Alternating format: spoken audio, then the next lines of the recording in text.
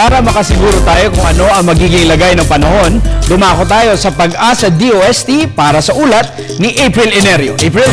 Salamat, Attorney Mark. Sa ating balita, inaasahan pa rin ang mahihina hanggang katamtamang pag-ulan sa Eastern Visayas, Northern Mindanao, Caraga at Davao Region.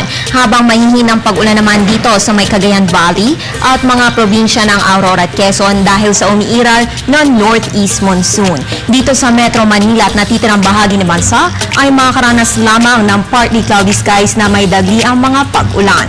Ayon kay Pag-asa Weather Forecaster Samuel Duran, walang kahit anumang sama ng panahon na nagbabanta sa ating par sa natitirang mga araw ng Enero. Samantala sa special weather forecast naman, mga dagli ang pag-ulan na lamang ang mararanasan sa Compostela Valley at Davao Oriental hanggang sa ika-1 ng Pebrero. Dagdag pa ni Samuel, posible na rin magresida ang tail end of a cold front sa mga susunod na linggo kung saan nalalapit na rin ang transisyon ng ating mga kahanginan, namely yung mula sa silangan o yung tinatawag na nating easterlies. So yan po ang lagay ng panahon ngayon hanggang bukas.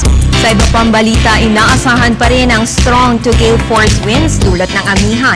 Dahil dito, nasa ilalim pa rin ng gale warning ang seaboards sa Northern Luzon at Eastern seaboards ng Central Luzon. Kasama dyan ang mga baybayin Palayan, Babuyan, Cagayan, Ilocos Norte, Isabela, Ilocos Sur, La Union, Pangasinan at Aurora. Kasama rin ang Eastern seaboards ng Southern Luzon sa mga baybayin po yan ng Camarines Provinces, Catanduanes, Eastern Coast ng Albay at Eastern Coast ng Sorsogon, Eastern Coast ng Quezon kasama na ang Polillo Island. Kaya patuloy po ang ating pag-aabiso na delikado ang maglayag dahil sa maalon hanggang napakaalon na karagatan dulot na surge ng hangin amihan. At kaugnay niyan, asahan pa rin po ang malamig na panahon tuwing late evening to early morning, particular na sa Northern Luzon dulot ng northeast monsoon. At yan ang po ang pinakahuling balita mula dito sa Pag-asa DOST.